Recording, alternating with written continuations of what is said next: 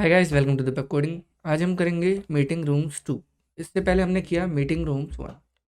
तो उस क्वेश्चन में हमारे पास n मीटिंग्स थे। एक बंदे को वो सारे मीटिंग्स ले सकता है या नहीं ले सकता वो बताना था, ट्रू फॉल्स में रिटर्न करना था। अगर वो सारे मीटिंग्स ले सकता है तो ट्रू करना था, नहीं ले सकता तो फॉल्स।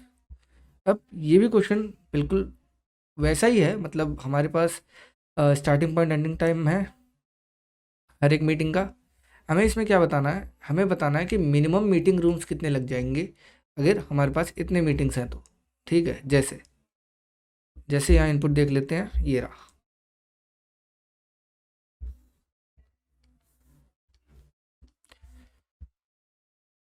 अब यहाँ पे हमारे पास फाइव यानी कि हमारे पास 5 मीटिंग्स हैं। और ये जो दिखा रहा है ये पांचों मीटिंग्स का स्टार्ट टाइम और एंड टाइम है। ठीक है, यानी कि कुछ इस तरीके से स्टार्ट टाइम, एंड टाइम, 1 3 8 10 7 8 9 15 और 2 6, ये हमारे पास मीटिंग है। हमें बताना है कि मिनिमम कितने रूम्स लग जाएंगे इन सभी मीटिंग को कंप्लीट करने में, ये सारे मीटिंग्स हो जाए। तो देखते हैं इसे कैसे करेंगे हम। तो यहाँ पे ये हमारा M1 है, M2 है, M3 है, M4 है, M5 है। अब इसमें हम देख रहे हैं कि हमारा M1 एक बजे स्टार्ट होता है, 3 बजे ख़त्म हो जाता है। ठीक है, M2 8 बजे स्टार्ट होता है, 10 बजे ख़त्म हो जाता है। ऐसे ही M3 7 बजे स्टार्ट होता है, 8 बजे ख़त्म हो जाता है। M4 9 बजे स्टार्ट होता है, 15 पे ख़त्म हो जाता है। लेकिन फिर देखते हैं कि एक मीटिंग है 2 से स्टार्ट होकर 6 पे ख़त्म हो रहा है। तो हमें इससे कोई स्ट्रक्चर नहीं दिख रहा कि पहले कौन सा मीटिंग स्टार्ट हो रहा है, कब ख़त्म हो रहा है, और दूसरी मीटिंग कब हम स्टार्ट कर सकते हैं। तो इसके लिए हम क्या करेंगे, हम अपने इस इनपुट को, ये जो हमारे पास स्टार्ट और एंड टाइम है, इसको हम शॉर्ट कर देंगे। एक स्ट्रक्चर देने के लिए शॉर्ट कर देंगे ताकि हमें पता रहे कि कौन सी मीटिंग कब स्टार्ट हो रही है सबसे पहले। यानी कि इसे हम स्टार्ट टाइम के अकॉर्डिंग शॉर्ट कर देंगे। तो ये कुछ इस तरीके से दिखेगा। सबसे पहले 1 से लेकर 3 तक का है। उसके बाद इसके बाद कौन सी मीटिंग है, 2 से 6 की। उसके बाद है 7 से 8 की। फिर है 8 से 10 की। अब फिर है 9 से 15 की। तो यहाँ पे हम देखते हैं हमें एक स्ट्रक्चर मिल गया है। अब हम पता लगा सकते हैं आराम से कि हाँ कितनी मीटिंग्स हमें चाहिए। कैसे, जैसे अभी पहली मीटिंग स्टार्ट हो रही है 1 3 से, तो एक रूम तो चाहिए ही हमें। यहाँ एक रूम बना लेते हैं, रूम 1। इसमें पहली मीटिंग स्टार्ट कर दी 1 से लेकर 3 की। अब ये एक मीटिंग हो रही है एक रूम में, ठीक है, रूम 1 में हो रही है। अगला देखते हैं, अगली मीटिंग होती है 2 से 6। तो अब हमें सवाल आता है कि इस मीटिंग के लिए हम एक नया रूम लें, नया रूम हमें लेना चाहिए, या फिर हम अपनी दूसरी मीटिंग जो पहले से हो रही है वहाँ पे जा सकते हैं। तो यहाँ पे हम देखते हैं इसका स्टार्ट टाइम जो है वो 2 है, और हमने जो एक रूम ले रखा है इससे पहले वाली मीटिंग के लिए वो 1 से लेकर 3 तक चलेगी। ठीक है, इसका मतलब कि वो बुकड है। वो रूम, उस रूम में 2 से 6 वाली मीटिंग नहीं चल सकती, एक टाइम पे एक ही मीटिंग चल सकती है उस रूम में। तो अब क्या करेंगे हम, अब हम एक नया रूम बनाएंगे। उसमें डाल देंगे कौन सा, दूसरी मीटिंग जो होगी 2 से 6 की। ठीक है, ये रूम 2 हो गया हमारा। अब अब हमारी ये मीटिंग तो रूम 2 में चली गई क्योंकि हमें ज़रूरत पड़ गई। अगला अगला जब मीट आता है 7 से 8 का, तो इस 7 से 8 वाले के पास 2 चॉइसेस हैं। अब क्यों, क्योंकि यहाँ देखते हैं एक मीटिंग 3 बजे ही ख़त्म हो गई, दूसरी मीटिंग 6 बजे ख़त्म हो गई। यानी कि स्टार्ट हमारी मीटिंग कब से हो रही है, 7 से। तो इसका मतलब दोनों में से किसी भी रूम में अपनी मीटिंग आप रख सकता है, 7 से 8 वाली। तो ऑर्डरिंग इसमें मैटर नहीं करती। इसमें क्या करना है, कोई सी भी मीटिंग ले सकता है, चाहे रूम 1 ले ले चाहे रूम 2। तो मैं फ़िलहाल के लिए रूम 1 कर देता हूँ। तो ये चला जाता है रूम 1 के लिए, 7 से 8, ये रूम 1 के लिए चला गया। अब अब अगली मीटिंग आती है, अगली मीटिंग आती है 8 से 10 की, 8 से 10 की आ रही है। अभी भी हम देखते हैं इसके पास दो चॉइसेस हैं। दो चॉइसेस क्या हैं? या तो पहले वाले से आ जाए, मतलब पहले अगर कोई मीटिंग रूम है और वो खाली है तो उसमें आ जाए, या तो एक नया रूम बनाए। तो यहाँ पे हम देखते हैं जो हमारे पास पहले मीटिंग चल रही है, रूम 1 में 8 बजे तक ही चलेगी, रूम 2 में 6 बजे तक ही चलेगी, यानी कि वो फिर से दोनों में से किसी भी रूम में आ सकता है। तो फिलहाल के लिए इस बार कर लेते हैं इसे, हम दूसरे रूम में इसे बैठा देते हैं कि ये जो जाएगा हमारा सेकंड रूम में इसे बिठा देते हैं। ऑर्डरिंग मैटर नहीं करती, हम किसी भी रूम में हम अपनी मीटिंग को स्टार्ट कर सकते हैं अगर अवेलेबल है। ठीक है, हमें बस रिटर्न क्या करना है, मिनिमम नंबर ऑफ रूम्स इन सभी मीटिंग को कंप्लीट करने के लिए। तो अब इसमें हो रहा है 8 से 10 की। ठीक, अगली मीटिंग आती है 9 से 15 की। ठीक है, 9 से 15 की आती है। अब इसके पास दोबारा चॉइसेस हैं, या तो पहले ही कोई मीटिंग में आ जाए, या तो एक नया रूम बनाए, मतलब कोई पहले ही रूम में आ जाए जो मीट खत्म हो गई हो, जैसे हमारे पास 2 रूम बचे हैं, या तो एक नया रूम बनाए। तो यहाँ पे देखता है कि हमारे पास जो 2 रूम है जहाँ पे मीटिंग हो रही है, एक 8 बजे ही खत्म हो जा रही है और एक 10 बजे ही। ठीक है, लेकिन हमारा ये जो मीट है ये 9 बजे से स्टार्ट है। इसका मतलब क्या है, ये रूम 2 में तो नहीं जा सकता। क्यों नहीं जा सकता? क्योंकि रूम 2 में तो 8 से 10 वाली मीट चल रही है, वो ऑक्यूपाइड है। लेकिन रूम 1 में 7 से 8 वाली मीट है, तो ये वाली मीट खत्म होगी तो 9 से 15 वाली स्टार्ट कर सकता है। तो इसका मतलब क्या है कि ये जो होगा मीट 9 से 15 वाला, ये रूम 1 के लिए चला जाएगा। ठीक है, रूम 1 के लिए चला गया 9 से 15। अब हम देखते हैं हमारी सारी मीट्स कवर हो गई, हमने सारी मीट्स कर दी। कितने में? मिनिमम रूम कितने लगे? 1 2। तो यहाँ पे हमारा आंसर हो जाएगा 2।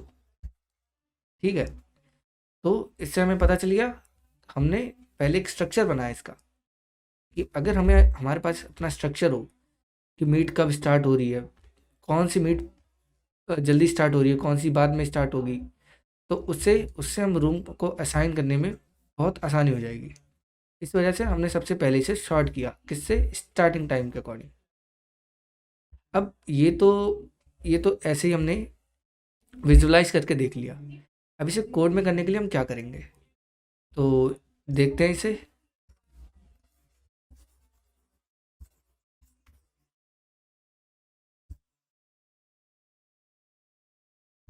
ठीक है, तो हमारे पास 5 मिनट है। सबसे पहला स्टेप इसे शॉर्ट करने का, तो इसे हम इसे हम शॉर्ट कर देंगे स्टार्ट से, स्टार्ट टाइम के अकॉर्डिंग हम इसे शॉर्ट कर देंगे। तो हमारे पास इनपुट क्या आया, अब हमारे पास जो है पहले 1 आएगा, 1 से 3 का चल रहा है, फिर आएगा 2 से 6 वाला, फिर आता है 7 से 8 का, फिर आता है 8 से 10 का, फिर आता है 9 से 15 का। अब हम पहले मीटिंग में आए, हमें पता चला अभी तो हमारे पास कोई रूम ही नहीं है, अभी हमने कोई रूम असाइन किया ही नहीं है। पहली मीट हमें स्टार्ट करनी है 1 से 3 वाली, तो मतलब हमें एक रूम तो चाहिए। तो हमने क्या किया, हमने एक रूम बनाया, रूम 1। उसमें हमने 1 से लेके 3 तक की जो मीटिंग है वो डाल दी। ठीक है, अब जब हम दूसरे मीट पे आए तो हमारी कंडीशन दो चीज़ें, या तो पहले ही किसी रूम में जा सकता है अगर वहाँ मीट ख़त्म हो गई हो, या तो नया। तो हमें ये कैसे पता चलेगा कि उसे एक नया रूम बनाना है, न्यू रूम बनाना है, या फिर वो किसी पिछले रूम में आ सकता है अगर वहाँ मीटिंग ख़त्म हो गई हो? तो उसके लिए हमें क्या करना पड़ेगा, अगर हम एक स्टार्ट और एंड मीट हम रख रहे हैं किसी रूम में, तो अगर हमें उसकी उसकी एंडिंग टाइम पता चल जाए, अगर उसकी एंडिंग टाइम पता चल जाए तो हम बता सकते हैं कि हमें रूम चाहिए कि नहीं। जैसे यहाँ पे 3 बजे ख़त्म हो रही है, क्योंकि हमने शॉर्ट तो पहले कर दिया, किससे? हमने शॉर्ट स्टार्टिंग टाइम से किया है। ठीक है, तो हमें ये पता है कि 3 बजे ख़त्म हो रही है, लेकिन अगली स्टार्ट कब हो रही है? 2 से। तो इसका मतलब क्या है, इसका मतलब है हमें ईटी को कहीं सेव कराना पड़ेगा चेक करने के लिए, ईटी को। ठीक है, तो यहाँ पे हम यूज़ करेंगे प्रायोरिटी क्यू मिन हीप टाइप। मिन हीप टाइप क्यों करेंगे? क्योंकि हमें पता चलना चाहिए कि कौन से रूम में सबसे पहले मीटिंग ख़त्म होगी, किस रूम का एंडिंग टाइम सबसे जल्दी है। तो यहाँ पे एंडिंग टाइम, सिर्फ हमें एंडिंग टाइम ही चाहिए, तो इसे सिर्फ एंडिंग टाइम ही पुश करा देंगे इसमें। तो यहाँ पे 3 डाल दिया। अब इसके टॉप पे क्या पड़ा होगा, इसके टॉप पे 3 पड़ा होगा।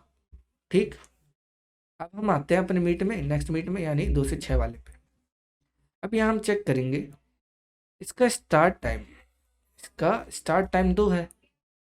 ठीक है, अब हम देखेंगे हमारा जो पिछला रूम था, कोई सा भी रूम मैटर नहीं करता, ऑर्डरिंग मैटर नहीं करती, हमें कितने रूम चाहिए वो मैटर करता है कि मिनिमम कितने रूम चाहिए।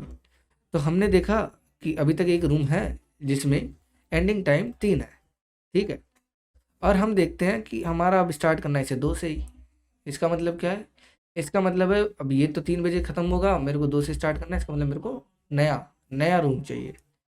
तो इस कंडीशन में हम एक नया रूम बना देंगे 2 से 6 के लिए। ठीक है, अब हमने ये रूम तो बना दिया, अब इसका भी एंडिंग टाइम चाहिए हमें, ताकि अगले मीट के लिए हमें पता चल सके कि इस रूम में डाल सकते हैं या इस रूम में डाल सकते हैं। तो यहाँ पे हमने इसका भी एंडिंग टाइम पुश करा दिया, क्योंकि मिन हीप है तो मिनिमम वैल्यू पीक पे रहेगी। ठीक, अब हमारे ये दो मीट रूम में हो रहे हैं, 2 रूम में हो रहे हैं। अब अगला आता है 7-8 वाला। 7-8 वाला क्या कहता है, 7-8 वाला कहता है कि सबसे उस रूम को ढूंढ के लाओ, ठीक है, जिसकी एंडिंग टाइम सबसे कम है। ठीक है, जो सबसे पहले एंड हो रहा है। तो उसका पता हमने कैसे लगाया, हमने प्रायोरिटी क्यू का यूज़ किया, मिन हीप टाइप। तो मिन हीप टाइप में सबसे छोटी वैल्यू पहले निकलती है। तो हम इसके पीक टॉप पे देखेंगे, वो आया 3 आया। इसका मतलब क्या है कि 3 से ये जो रूम है 1 से 3 तक चल गया। अब मुझे जो स्टार्ट करना है 7 से 8 वाला स्टार्ट करना है। इसका मतलब है मैं इसे रूम 1 में स्टार्ट कर सकता हूँ, इस मीटिंग को रूम 1 में डाल सकता हूँ, क्योंकि 1 से 3 वाली मीटिंग तो ख़त्म हो चुकी होगी 7 बजे तक, 3 बजे तक तो चलेगा। तो इसका मतलब क्या है कि अब मैं रूम वन में 7-8 वाली मीटिंग स्टार्ट कर दूंगा। और क्योंकि अब रूम 1 में 7-8 वाली मीटिंग चल रही है, ठीक है, तो इसका एंड टाइम हमें चाहिए होगा। इसका एंड टाइम चाहिए होगा तो इसके एंड टाइम को हम प्रायोरिटी क्यू में डाल देंगे। अब क्योंकि हमने रूम ऑक्यूपाई किया है सेम रूम में, रूम 1 में लिया है, तो रूम 1 का एंड टाइम हम पॉप कर देंगे। ठीक है, क्योंकि हम सेम रूम में हैं, सिर्फ 2 ही रूम है अभी, जिसका एक एंड टाइम 6 है, एक एंड टाइम 8 है। ठीक है, 2 ही रूम है। अब ये मीटिंग भी हो गई। ठीक है, किस किस में, ये रूम 1 में गई थी, ये रूम 2 में, अब ये रूम 1 में थी, ये हो गया। अगली आई 8 से 10 की। अब फिर से चेक करता है, फिर से हमारा ये जो 8 से 10 वाला है वो चेक करता है कि क्या मेरे पास रूम अवेलेबल है या फिर मेरे को नया रूम बनाना पड़ेगा। तो उसके लिए उसने प्रायोरिटी क्यू के पीक पे देखा, पीक पे लिखा था 6, पीक पे पड़ा था 6 की एक मीटिंग जो है वो 6 बजे ख़त्म हो रही है। और मुझे स्टार्ट कब करना है, मुझे 8 बजे स्टार्ट करना है। तो इसका मतलब क्या है कि मैं रूम 2 में, क्योंकि 6 बजे तक तो ख़त्म हो जाएगी, तो रूम 2 में मैं अपने इस नई मीटिंग को स्टार्ट कर सकता हूँ। तो ये रूम 2 में मीटिंग रख देंगे 8 से 10 वाली। अब क्योंकि 2 से 6 वाली मीटिंग ख़त्म हो गई और उसी रूम में 8 से 10 वाली जा रही है, तो इस 6 को पॉप कर दिया, और अब जो नई मीटिंग हो रही है, जो नई मीटिंग रूम 2 में हो रही है, उसका एंडिंग टाइम अब पुश करा देंगे अपने प्रायोरिटी क्यू में। ठीक है, तो एक मीटिंग है जो 8 बजे तक चलेगी, एक मीटिंग है जो 10 बजे तक चलेगी। ठीक है, और अब इसके पीक में पड़ी है, 8, क्योंकि सबसे पहले अब 8 वाली ही ख़त्म होगी। 8 से 10 वाला रूम 2 में चला गया। ठीक, अब अगला आता है 9 से 15। अब ये भी पूछता है सेम चीज़। क्या पूछेगा, अपने स्टार्टिंग को किस रूम में, कौन सा रूम सबसे पहले मीटिंग ख़त्म करेगा। सबसे पहले मीटिंग यहाँ कौन सी ख़त्म कर रहे हैं, ये वाला रूम 1, पीक पे क्या है 8 है, तो एक रूम है जो 8 बजे तक ख़त्म हो जाएगा। मुझे स्टार्ट कब करना है, 9 से। ठीक है, इसका मतलब मैं रूम 1 में अपनी मीट स्टार्ट कर सकता हूँ। तो रूम 1 में 9 से 15 वाली मीट स्टार्ट कर दी। ठीक। और हमारे प्रायोरिटी क्यू से इस 8 को निकाल दिया और अब इस 9 से 15 वाले का जो एंड टाइम है वो पुश करा दिया। अब हमारे पीक में रखा है 10। ठीक है, अब ये मीटिंग भी ख़त्म हो गई, सारे मीटिंग हो गए। लेकिन एंड में हमें क्या पता चलता है, हमारे प्रायोरिटी क्यू में हमें कैसे पता चलेगा कि मिनिमम कितना लगा? मिनिमम रूम कितने लगे वो कैसे पता चलेगा? कि यहाँ पे हम अगर प्रायोरिटी क्यू में अपने देखें तो हमें पता चलता है कि अभी 2 मीटिंग चल रही है, जो एक 10 बजे ख़त्म होगी, एक 15 बजे। ठीक है, एक 15 पे ख़त्म होगी, एक 10 पे। इसका मतलब क्या है? इसका मतलब क्या है कि हमारे पास मिनिमम रूम 2 मिल रहे हैं। ठीक है, 2 मिनिमम रूम चाहिए हमें। तो आंसर हमारा क्या होगा? प्रायोरिटी क्यू का साइज जो एंड में हमारे पास होगा, जहाँ पे यहाँ पे देख रहे हो 10 से 15। ठीक। कंडीशन क्या है? कंडीशन है कि मैं चेक करूँगा कि क्या मेरी स्टार्टिंग टाइम अगर छोटी है, अगर मेरी स्टार्टिंग टाइम छोटी है किससे? एंडिंग टाइम से। इसका मतलब क्या है? इसका मतलब है मुझे नया रूम बनाना पड़ेगा, न्यू रूम बनाना पड़ेगा। ठीक है, और उसके एंड टाइम को पुश करा देंगे। जैसे यहाँ पे 2 2 छोटा था 3 से, तो हमें नया रूम बनाना पड़ा था 2 3 का, वो भी सेकंड रूम। अगर ऐसा नहीं है, तो हम प्रीवियस रूम में चले जाएंगे और जो भी सबसे पहले ख़त्म हुआ था मीट, जिस रूम का सबसे पहले ख़त्म हुआ था, उसको पॉप करा देंगे और अपने नए नए मीट का एंड टाइम उसमें डाल देंगे। ठीक है, ताकि हमें पता चले कि अब इस रूम में यहाँ से लेके यहाँ तक, यानी कि जैसे यहाँ पे अब इस रूम में 8 से लेके 10 तक वाली मीटिंग चल रही है। तो यही स्टेप क्या है? पहला स्टेप सॉर्ट कर दो हमारे एरे को किसके अकॉर्डिंग? स्टार्टिंग टाइम के अकॉर्डिंग। दूसरी चीज़ हमें चाहिए प्रायोरिटी क्यू, मिनहीप टाइप की प्रायोरिटी क्यू चाहिए। उसमें हम अपने एंड टाइम को स्टोर कराते जाएंगे। और तीसरी फिर कंडीशन रह गई है कि हमारी हर मीटिंग चेक करनी पड़ेगी अपने प्रायोरिटी क्यू के टॉप से। इससे कंपैरिजन करके डिसाइड होगा कि हमारा एक नया रूम बनेगा या सेम रूम में काम होगा किसी। ठीक, तो इसे कोड करते हैं आप।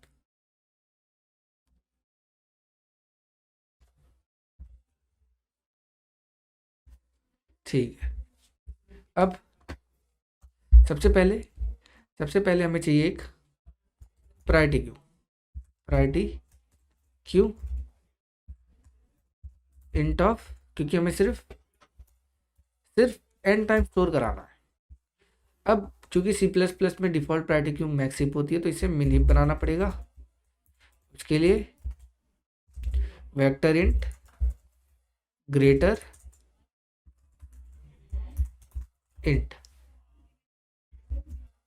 अब हमें क्या करना है? अब हमें अपने एरे को शॉर्ट करना है किसके according? Array dot begin comma array dot end according to यहाँ हम बना देते हैं फंक्शन बोल स्टार्ट टाइम शॉर्ट कॉल लिख देते एक नाम। इसमें क्या क्या चाहिए हमें? Vector of int a, vector of int b. Return करना है किसके अकॉर्डिंग? क्योंकि हमारा स्टार्ट टाइम किस इंडेक्स पे है? 0th इंडेक्स पे है। हमारा स्टार्ट टाइम 0th इंडेक्स पे है, तो हमें इसको शॉर्ट किसके हिसाब से करना पड़ेगा? 0th इंडेक्स ए और बी का। तो यहाँ लिखते हैं return a of 0 is less than b of 0। और इसमें एक कीवर्ड होता है कांस्टेंट वेक्टर, यहाँ पे ये लिखना पड़ेगा। ठीक है, अब शॉर्ट फंक्शन यूज़ कर रहे हैं, array dot begin, array dot and, किसके अकॉर्डिंग, शॉर्ट कॉल जो हमने अभी बनाया है। ये काम कर रहा है शॉर्टिंग का, ये काम कर रहा है शॉर्टिंग का एसटी के अकॉर्डिंग। ठीक है, शॉर्ट तो हो गया। अब क्या करना है, अब हमें अपने एरे पे ट्रैवर्स करना है from 0 till array dot size i++। अब कंडीशन क्या होगी कि अभी हमारा प्रायोरिटी क्यू खाली है, यानी इसका साइज 0 है। अभी उसका साइज 0 है, इसका मतलब अभी तक कोई रूम नहीं हुआ, कोई असाइन नहीं हुआ, कोई मीटिंग नहीं आई। पहली मीटिंग आई तो हम क्या करेंगे, PQ डॉट पुश, हमें क्या चाहिए, पहले मीटिंग का एंड टाइम जो कि i(1) पे होगा। एल्स हमारे पास मीटिंग है, तो अब यहाँ चेक करेंगे, अगर PQ का टॉप अगर ये बड़ा है हमारे नए मीट के स्टार्ट टाइम से, ठीक है, यानी हमारा स्टार्ट टाइम उस मीटिंग के रेंज में आ रहा है। जैसे अभी मैंने बताया था कि 1 से लेकर 3 तक की मीटिंग चल रही है, 2 से 6 वाली। तो सबसे पहले 3 को हमने चेक किया, अगर इसका टॉप बड़ा है किससे, इसके स्टार्ट टाइम से, इसका मतलब हमें नया मीट बनाना पड़ेगा। तो यहाँ पे हम क्या करेंगे, यहाँ पे हम पुश करा देंगे, यहाँ पे हम पुश करा देंगे किसको, PQ dot push array at i के एंड टाइम को, क्योंकि हम नया रूम बना रहे हैं, नए रूम का एंड टाइम भी चाहिए। ठीक है, जैसा मैंने अभी बताया था। एल्स क्या होगा, एल्स हमारे पास रूम अवेलेबल है, तो हम क्या करेंगे, PQ को जो टॉप पे था उसे पॉप करा दिया, अब पुश करा देंगे अगेन एरे एट i(1) को, कि सेम मीटिंग में सेम रूम में अब दूसरी मीटिंग चलने जा रही है, और उसका एंड टाइम हमने दे दिया। लास्ट में हमें रिटर्न करना है PQ का साइज़, क्योंकि PQ के साइज़ में ही हमें पता चल जाएगा कि कितनी मीटिंग्स हमें मिनिमम लगी हैं। ठीक है, तो यही छोटा सा कोड है, एक बार इसे रन करके देखते हैं। और ये 2 आउटपुट दे रहा है, एक बार सबमिट करते हैं इसे। तो सारे टेस्ट केस भी पास हो गए और ये चल गया। तो जैसा कि हमने एक्सप्लेनेशन में देखा, सेम वही काम हमने यहाँ पे किया। इसे यहाँ पे हमने शॉर्ट किया है, sort according to start time. ठीक है, उसके बाद पहली मीटिंग के लिए हमारा प्रायोरिटी क्यू 0, प्रायोरिटी क्यू का साइज 0, तो फर्स्ट मीट के लिए हमने ये कंडीशन लिखी, पहली मीट रख रहे हैं तो उसका एंड टाइम डाल दो। अब उसके बाद यहाँ पे ये कंडीशन है हमारी कि न्यू रूम चाहिए, क्योंकि हमारे पास जो टॉप पे है वो उसका साइज़ बड़ा है, टॉप का, यानी कि एंड टाइम कोई मीट चल रही है उसका एंड टाइम बड़ा है स्टार्ट टाइम से, अभी मेरे को स्टार्ट करनी है मीट, इसका मतलब उसके लिए नया रूम बनाना पड़ेगा, वरना ये है सेम रूम में किसी एग्जिस्टिंग रूम में हमने मीट स्टार्ट कर दी। ठीक है, तो उसके लिए पहले एग्जिस्टिंग रूम का मीट ख़त्म किया हमने किससे, PQ डॉट पॉप करके, उसके बाद हमने अपना नया मीट स्टार्ट किया, उसका एंड टाइम डाल दिया। तो होप आपको समझ आया होगा। मिलते हैं किसी अगली वीडियो में, तब तक के लिए टाटा।